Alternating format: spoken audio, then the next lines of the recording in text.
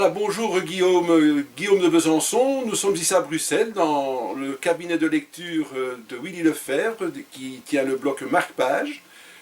Et je vous laisse en très bonne compagnie, Guillaume. Bonjour Guillaume. C'est en très bonne compagnie, puisque là c'est une surprise pour moi, c'est un honneur. Allez, on va le dire, j'avais préparé quelque chose, mais c'est pas grave, vous allez découvrir plein de choses sur elle. C'est Barbara Abel. Bonjour Barbara. Bonjour Guillaume, enchantée. Ben, pareillement, on est vraiment très très heureux. Alors on va quand même saluer toutes celles et ceux qui nous écoutent et qui vous regardent. Hein. Bonjour à tous et soyez les bienvenus dans les plaisirs de Marque-Page et également l'espace des livres. Votre invitée, alors elle est née à... oui, en Belgique, forcément, du côté de Bruxelles. C'est pour ça qu'elle est notamment chez notre ami Willy Lefebvre. Elle a étudié notamment à l'Université libre de Bruxelles. Elle y a obtenu une licence en philologie romane, puis a tout simplement suivi les cours d'interprétation du passage à Paris. Elle écrit sa première pièce de théâtre à l'âge de 23 ans, oui, vous rendez-vous compte. On peut même donner le nom de cette pièce, on va le faire de suite. Elle s'intitulait L'Esquimau qui jardinait, monté sur des scènes bruxelloises et au Festival du théâtre de Spa en Belgique. Après avoir publié quelques textes et revues, en 2002, son premier roman, oui, effectivement, on va le donner également, c'est L'intime maternelle et lauréat du prix du roman policier de Cognac. Son roman Un bel âge pour mourir, paru en 2003, a été également adapté, ça c'est plutôt pas mal, sur France 2, oui, ça a été adapté à la télévision. Elle est l'auteur de plusieurs ouvrages, on va vous les donner, Le bonheur sur ordonnance, La brûlure du chocolat, Derrière la haine, Après la faim, aux éditions Fleuve Noir, et on va donner d'autres puisqu'il y a L'innocence du bourreau, ou encore Je sais pas, et Crime au musée, c'est aux éditions Belfond. En 2015, elle reçoit le prix des lycéens de littérature. Et ça, c'est quand même un bel honneur pour elle, puisque c'est décerné par les Belges, forcément, qui, on va dire, voilà, sont unanimes envers Barbara. Et Derrière la haine, qui reçoit donc ce beau prix, il s'agit de Barbara Abel, comme on vous l'a dit, qui vous présente son dernier roman, c'est Je t'aime, et c'est toujours aux éditions Belfond. Barbara, on est très content d'être avec vous, on l'a dit, pour celles et ceux qui vous suivent, vos fans également. Des années se sont passées, on peut le dire, se sont écoulées. Quel regard portez-vous sur votre parcours, Barbara ? Un regard... je porte pas trop de regard en fait, j'essaye d'avancer comme je peux. Donc voilà, je travaille mes romans du mieux que je peux évidemment, et donc j'écris un roman après l'autre. En général il se passe 18 mois entre chaque roman. Maintenant c'est ma source principale de revenus, donc voilà, il faut que je continue à écrire des romans, mais comme j'adore faire ça, évidemment, ce n'est absolument pas un problème. Je suis évidemment très contente de ce parcours, puisque je publie maintenant dans des grandes maisons d'édition. Alors, j'ai pas envie, évidemment, de faire une différence qualitative entre les maisons d'édition françaises, parisiennes, plus particulièrement, et les maisons d'édition belges, mais c'est vrai qu'ici, en Belgique, les maisons d'édition... au niveau de la distribution notamment, sont beaucoup plus confidentielles. Donc c'est vrai que pour vivre de sa plume ici en Belgique, c'est assez compliqué. Et donc c'est vrai que je crois que j'ai eu beaucoup de chance, mais j'ai beaucoup bossé aussi. Donc je pense que la chance sans le travail, ça ne sert pas à grand chose. Donc voilà, je suis plutôt contente et ravie de ce qui m'arrive. Et puis j'espère que ça va continuer surtout. C'est tout ce qu'on espère. Alors vous attendiez un tel succès, ou alors pas du tout? Est-ce qu'il y a des gens qui, peut-être de votre famille, vos proches, amis, ou même, pourquoi pas des lecteurs assez proches, qui vous disent si, continue, vas-y Barbara, là tu es en train de réaliser quelque chose de fabuleux? En fait non, parce que ça se passe pas comme ça. C'est vrai que maintenant on a le recul voilà, des 15-17 années qui viennent de s'écouler, mais c'est vrai que pendant que les années passent, enfin moi personnellement, je me concentre uniquement sur mon travail. C'est vrai que j'ai jamais trop fait de plan de carrière. C'est pas vraiment dans mon tempérament. Après, j'ai été soutenue par mes proches. C'est vrai que quand ma famille, mon mari et mes amis lisent mes romans et sont évidemment très, très enthousiastes et très contents de leur lecture, bah, évidemment ça donne confiance, ça donne un coup de fouet. J'allais dire un coup de souhait.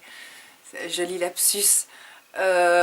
Et donc, après, en fait, j'ai une carrière assez étrange parce qu'avec mon premier roman, L'Instinct maternel, j'ai eu le prix Cognac, qui est quand même un très gros prix dans le milieu du polar. Donc en fait, il s'est très très bien vendu. Je crois qu'il s'est vendu, si mes souvenirs sont bons, à 35 000 exemplaires.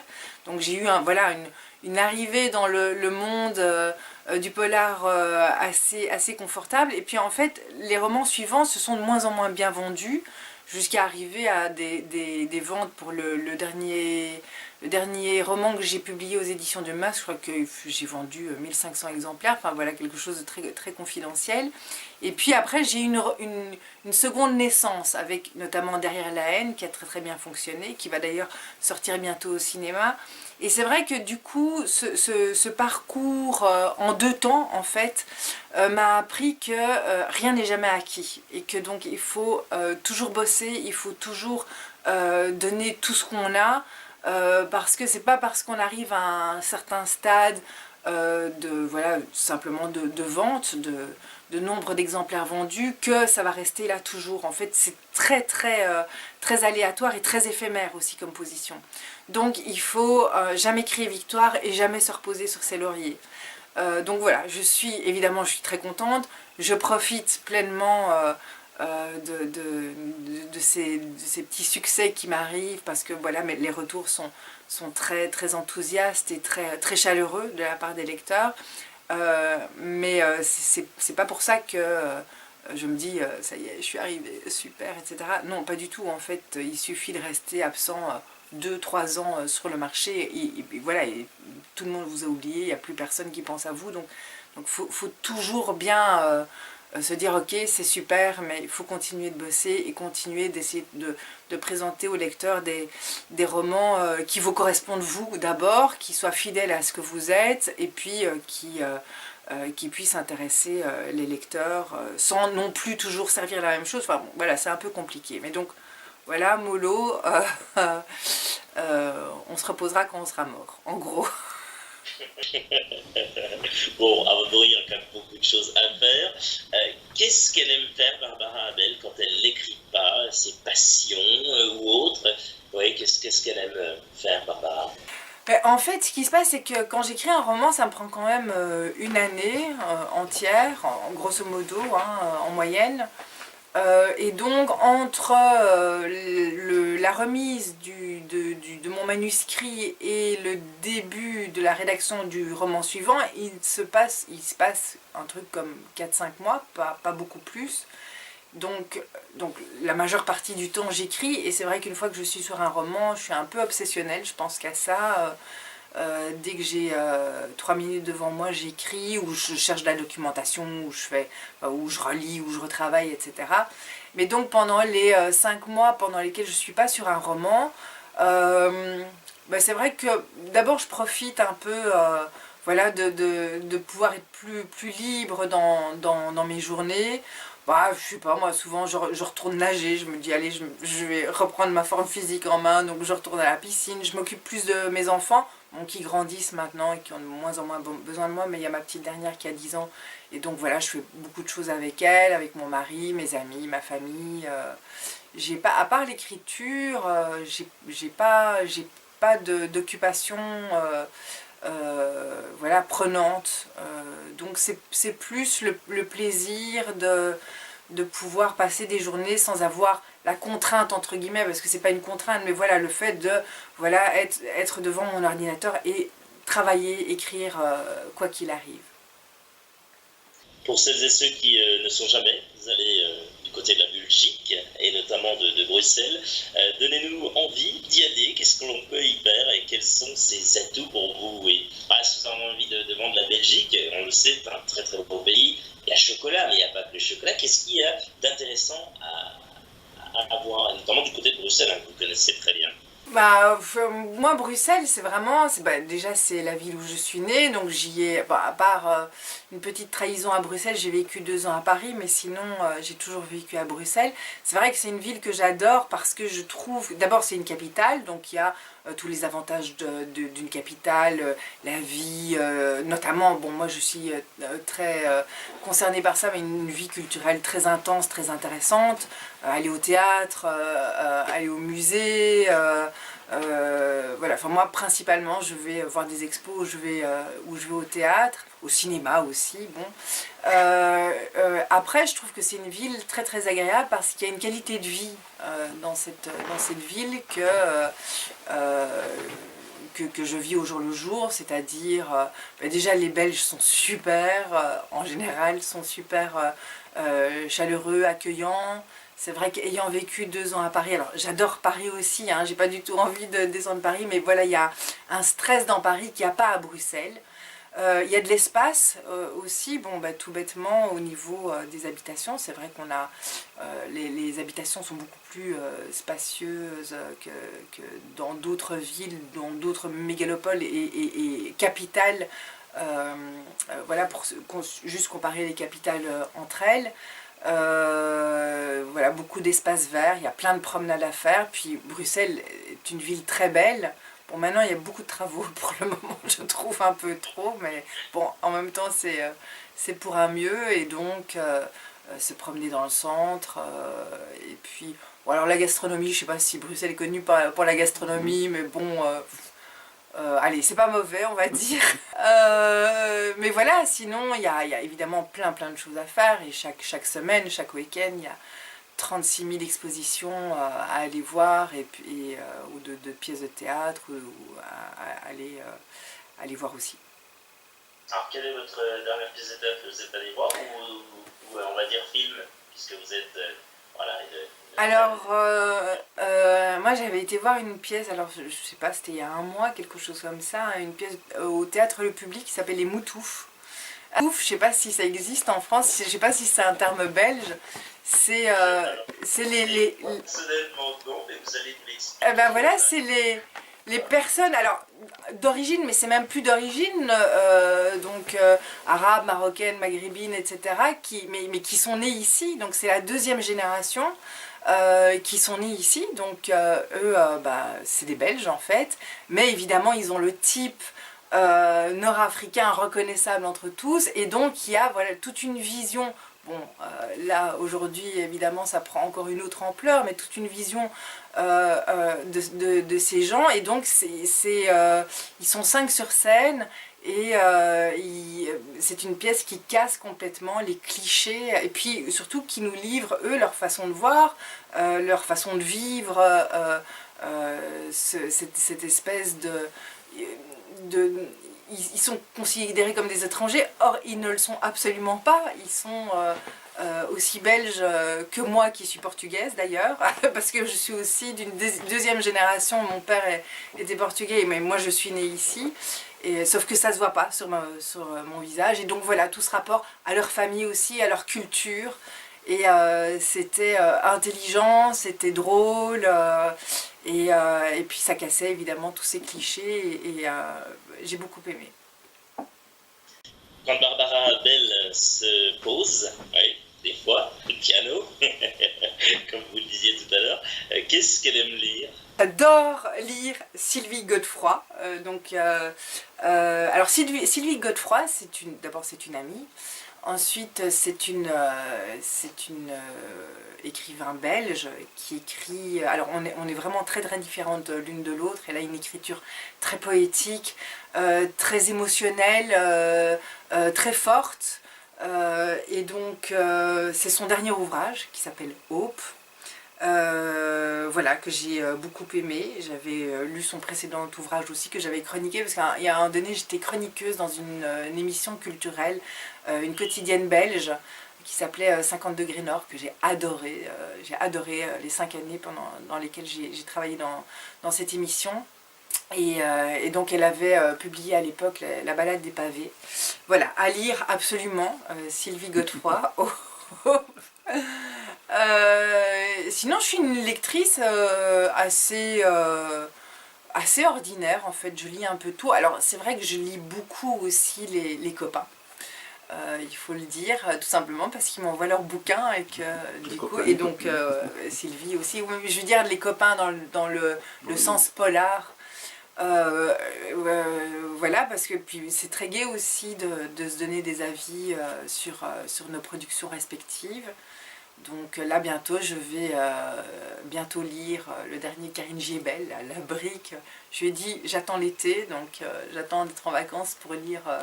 Il y a le François-Xavier Dillard qui vient aussi bientôt sortir. Alors je viens de recevoir le Patrick Bowen, La Nuit de l'Ogre.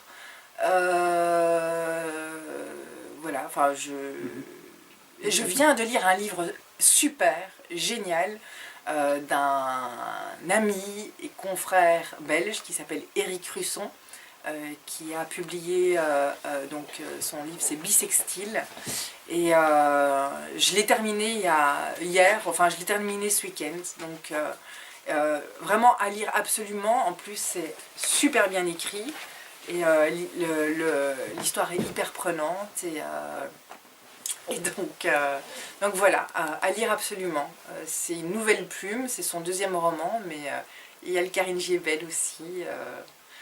Donc voilà, en gros. Alors Adèle, intéressons-nous cette fois-ci à votre dernier ouvrage. On va en parler, qui se nomme Je t'aime, aux éditions Belfond. Comment est venue l'idée de cet ouvrage? Quel a été les éléments déclencheurs pour cet ouvrage? Racontez-nous, Barbara. Alors en fait, le vrai élément déclencheur, c'est mon fils. J'ai surpris un copain de mon fils en fait, et mon fils aussi d'ailleurs, en train de faire une grosse bêtise que je ne dirai pas, hein, parce que... et donc voilà, moi j'y étais au courant, et en fait le copain de mon fils, c'était le fils, c'est le fils de ma meilleure amie, de mon amie d'enfance, d'adolescence. Et donc c'était un week-end, et j'étais pas contente du tout, et je devais aller boire un café avec mon ami le vendredi suivant. J'ai dit à son fils, écoute, tu as jusque vendredi pour le dire à ta mère, si tu lui as pas dit vendredi, c'est moi qui lui dirai. Évidemment, le jeudi, j'ai reçu un coup de fil de l'ami de mon fils, du fils de mon ami en fait, et donc qui me suppliait de ne rien dire à sa mère. Alors au début, je suis restée très droite en disant non, je ne suis pas ton amie à toi, je suis l'amie de ta maman. Et puis en fait, il m'a convaincue de ne rien dire à sa mère en me promettant monts et merveilles. Bon, je le dis d'autant plus librement que maintenant mon ami est au courant, mais c'est vrai que du coup, pendant quelques semaines, j'ai rien dit à mon ami, et en fait, c'était horrible. Je me sentais très mal. Parce que j'avais l'impression de la trahir tout simplement, et voilà, et donc du coup je me suis dit c'est une situation tout à fait romanesque, exactement dans le genre littéraire que j'utilise, c'est-à-dire une situation très ordinaire avec des personnages ordinaires, et évidemment après j'ai imaginé la suite, mais voilà, ça c'était vraiment le point de départ, parce que l'émotion que moi j'ai éprouvée, le stress, l'angoisse aussi, en fait je me sentais assez mal, et je me suis dit, voilà, c'est une matière à roman, quoi. Racontez-nous en quelques mots cette histoire captivante. Oui, c'est captivant, vous nous prenez vraiment du début jusqu'à la fin par la main, et on a envie tout simplement de jamais la lâcher de cette main. Donc déjà, bravo à vous, Barbara, comme à son habitude. Oui, nous racontez en quelques mots l'histoire que vous nous faites vivre. Je vais juste vous raconter la première scène. C'est donc, ça se passe dans une famille recomposée. Et donc Maude, qui est la belle-mère, donc Maude s'est remise en ménage avec Simon. Maude a 2 enfants, Arthur et Suzy. Donc Arthur a 15 ans, Suzy en a 11. Et Simon a une fille, Alice, qui a 17 ans et demi. Et donc un jour, Maud rentre chez eux plus tôt que prévu et elle surprend sa belle-fille Alice en train de fumer un joint. Et donc elle n'est pas contente du tout et elle dit à Alice qu'évidemment elle va le dire à son père parce que Alice n'est pas sa fille, elle ne peut pas prendre la responsabilité de gérer ça toute seule. C'est bien Simon qui doit décider de la punition qu'il donnera à sa fille. Évidemment, Alice supplie sa belle-mère de ne rien dire à son père. Elle la supplie tellement bien que Maud... Alors, c'est un peu conflictuel entre elles, évidemment. La relation n'est pas évidente. Et donc, Maud se dit que c'est peut-être l'occasion de montrer à Alice qu'elle n'est pas une ennemie et d'essayer de resserrer un peu les liens. Et donc, du coup, elle ne dit rien à Simon. Et... grossière erreur, parce que un peu plus tard, 6 mois plus tard, évidemment Alice n'a pas du tout arrêté de fumer des joints et cette addiction va provoquer une catastrophe. Voilà. On n'en dit pas plus. Voilà, pour ne dire que ça. Je t'en laisse en suspens. Barbara, oui, on va pas se mentir, vous faites l'unanimité, cet ouvrage fait l'unanimité. On a pu un petit peu l'espace des livres et des plaisirs de marque-page, faire un petit tour sur les réseaux sociaux, également sur différents sites, bien entendu. Ça fait l'unanimité, on prend effectivement l'unanimité, voilà, qui est beaucoup mieux. De vos ouvrages, un excellent thriller, voilà ce qui est écrit. Et comme je vous disais tout à l'heure, vraiment, on est embarqué par votre histoire. Quand on a des messages comme ceci, d'encouragement, de bravo, entre guillemets, bravo à vous, qu'est-ce que cela vous fait? Ça me fait plaisir, évidemment. Non, mais en fait, ce qui se passe, c'est que pendant que j'écris, en fait, c'est vrai que mes romans sont très, très intimes, enfin, pas intimes dans le sens où on reste seulement avec, parce que j'ai plusieurs personnages, il y a de l'action, il se passe des choses, etc. Mais c'est vrai que il n'y a pas de serial killer, il n'y a pas de poursuite en voiture, il n'y a pas de grandes scènes ou de choses très choquantes en fait. Si on prend chaque scène l'une après l'autre, je reste vraiment dans quelque chose de très ordinaire. Je reste vraiment ancrée dans une réalité qui est notre quotidien en fait. Et c'est vrai que chaque fois je me dis les gens vont s'ennuyer parce c'est pas qu'il se passe pas grand chose, mais ça n'est pas extraordinaire. On reste vraiment dans l'ordinaire. Et je suis toujours ravie, mais c'est vrai un peu surprise, agréablement surprise, quand on me dit à quel point les lecteurs ont éprouvé de l'émotion. Voilà, c'est l'intensité de l'émotion des lecteurs qui enfin, j'ai pas envie de dire qui me surprend, parce que c'est vrai que moi, quand j'écris, je suis vraiment à fond dedans, et cette émotion, je la ressens aussi, mais je sais jamais, enfin, à chaque fois que le roman va sortir et que je l'offre aux premiers lecteurs, qui sont souvent des libraires, des blogueurs, etc., je vis quelques jours en apnée. Je me dis, c'est un peu qui tout double, en fait, ou ça prend pas. Et jusqu'à présent, ça prend, et je suis vraiment très heureuse de ça. C'est vrai que j'essaye aussi de remettre un peu, de contextualiser la violence par exemple, de ce qu'est une perquisition ou de ce qu'est une garde à vue. C'est vrai qu'on a l'habitude de voir des perquisitions, des gardes à vue au cinéma, à la télé. C'est pas...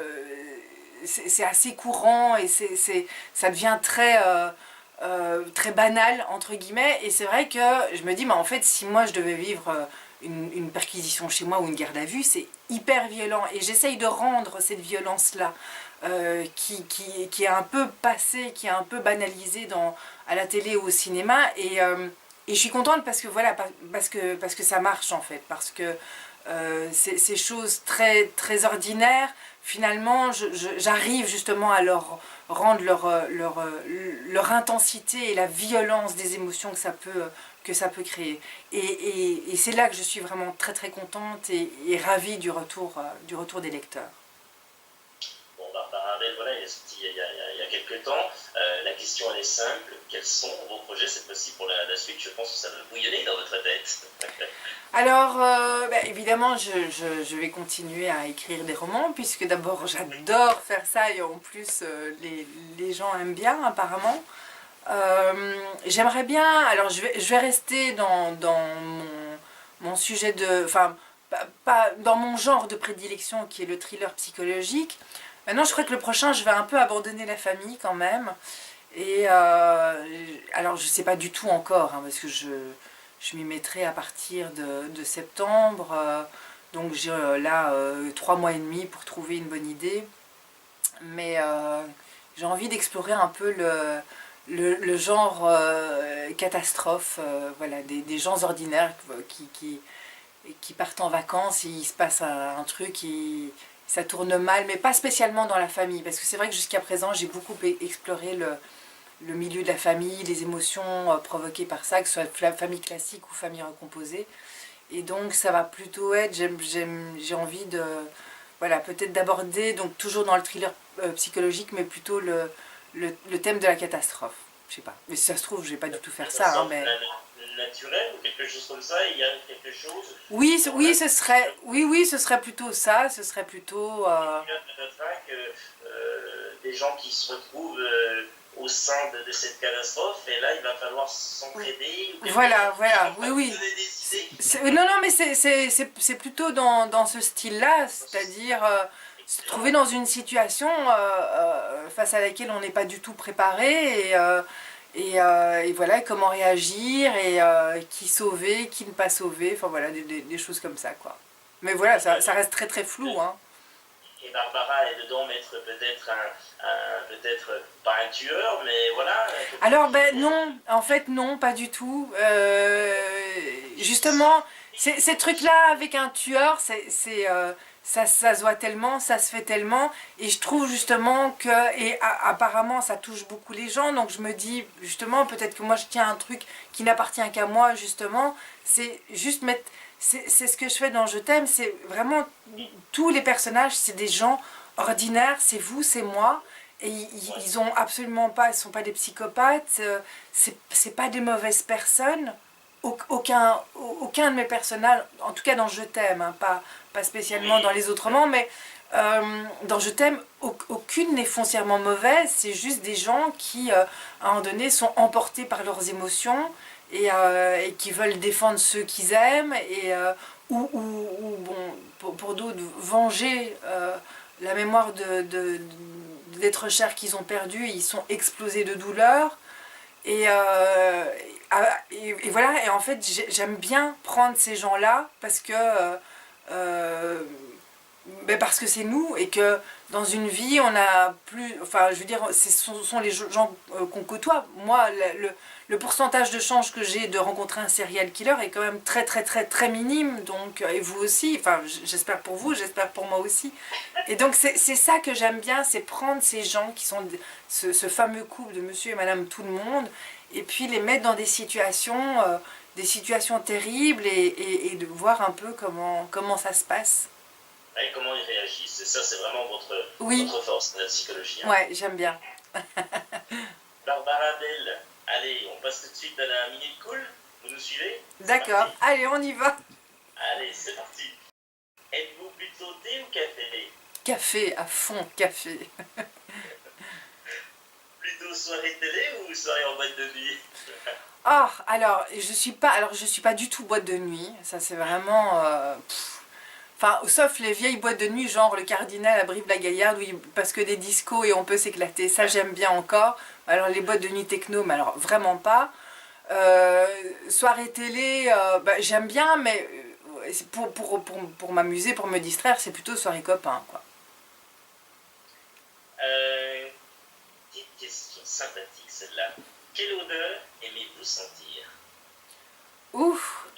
Ouais, l'odeur préférée, peut-être une odeur, je sais pas, ça peut être de cuisine, ça peut être une odeur tout ordinaire de la nature. Ouais. J'en sais rien. Là ce qui me vient tout de suite, l'odeur du café, mais on vient d'en parler, donc c'est peut-être ça, mais c'est vrai que j'adore l'odeur du café, je trouve le matin... Pardon? Oui, Ça sent bon le matin. Oui, oui, c'est ça, voilà, exactement. C'est l'odeur du café. Après, l'odeur d'un bon plat. Les odeurs de cuisine, j'adore. Quand c'est bon, évidemment. Hein. Ouais, plutôt des odeurs de cuisine, on va dire. Votre chanteur préféré, c'est lequel? Préféré. Alors, moi, j'ai un gros problème avec la notion de préférence parce que déjà, ça change. Alors, celui que vous aimez par-dessus tout. Celui, on va pas dire idole, mais celui dont vous dites. Bon, alors, il a une voix, il dégage de l'émotion, et lui, il met le feu. Alors le premier nom qui me vient en tête, et puis aussi parce que je l'aime depuis très très longtemps, et justement ses chansons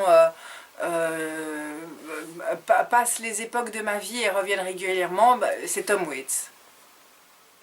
Voilà, très bon choix Barbara. Plutôt le musée Magritte ou l'Atomium, qui, on va le rappeler, sont effectivement et se trouvent plutôt du côté de Bruxelles en Belgique. Donc c'est le musée Magritte, c'est ça? Ah bah le musée Magritte, à fond le musée Magritte. Bah, l'Atomium aussi, j'aime beaucoup, hein, c'est très, très emblématique de Bruxelles, mais Magritte, quel homme, quel artiste. Et dernière question, si vous auriez un rêve, Barbara Abel, ce serait? Je voudrais faire un grand, grand voyage. Voilà. Un grand voyage, loin, être complètement dépaysé et d'au moins plusieurs semaines. Voilà, ça c'est un grand rêve. Pour le moment, c'est un peu compliqué parce que avec les enfants, avec le boulot, il faut voilà, il faut arriver à mettre tout ça sur pied. Mais oui, ce serait un joli rêve qu'un jour je réaliserai, j'en suis persuadée. En famille ou toute seule pour se ressourcer? Non, ce serait en famille. Hein. Ce serait, je voudrais entraîner mon mari et mes enfants. Après, c'est compliqué parce que mes enfants ont 7 ans de différence. Donc je pense que ce sera plus facile quand ils seront plus grands. Enfin, ça commence déjà à être plus facile, mais déjà quand ils étaient plus petits, c'était plus compliqué parce que les attentes de mon fils ne correspondaient absolument pas aux attentes de ma fille. En plus, c'est un garçon et une fille, donc c'était vraiment... Donc il fallait faire des choses avec ma fille, que évidemment ça ennuyait terriblement mon fils, et puis des choses avec mon fils qui ne correspondaient pas du tout à ce qu'on pouvait faire avec ma fille. Mais plus ils grandissent, plus ça devient faisable, réalisable, et donc ouais, ce serait partir à 4 et donc faire à l'autre bout du monde et faire un trip incroyable. L'auteur de Je t'aime aux éditions Belfond, merci d'avoir accepté notre invitation pour la chronique de Guillaume Sautet, l'espace des livres et les plaisirs de marque-page. Merci à vous, merci pour votre invitation et bonne continuation. C'est sympa, à vous aussi, et on croise les doigts pour cette belle réussite cette année avec Je t'aime aux éditions Belfond. Vous pouvez les croiser, et on remercie également tout particulièrement la maison d'édition Belfond qui sont exceptionnels, sont incroyables, sont gentils. Grâce à eux, eh bien, on peut vous interviewer. Donc merci encore du fond du cœur aux éditions Belfond. Nous, on va se retrouver très prochainement pour de nouvelles aventures littéraires. On espère que cela vous a plu. N'hésitez pas à liker, partager cette interview de Barbara Abel. Rendez-vous très prochainement pour de nouvelles aventures littéraires. Comme d'habitude, prenez soin de vous